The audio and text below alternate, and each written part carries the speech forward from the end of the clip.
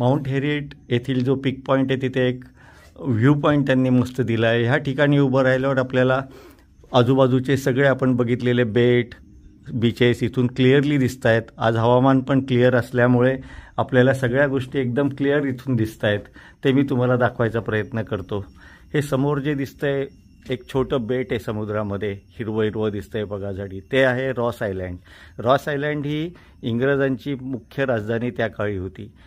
तिथे त्यांचे administrative offices, collector bungalow वगैरे अशा महत्त्वाच्या सगळ्या जुन्या बिल्डिंग्स होत्या, क्लब हाऊस वगैरे. ते मी तुम्हाला मागे दाखवलेलं ते 4 दिवसाच्या ट्रिपपूर्वी 4 दिवसापूर्वी आम्ही जी ट्रिप केली होती रॉस आयलँडची, त्यात तुम्हाला मी दाखवलं आहे. त्यानंतर इथे खाली बघा, हे आहे नॉर्थ बे आयलँड.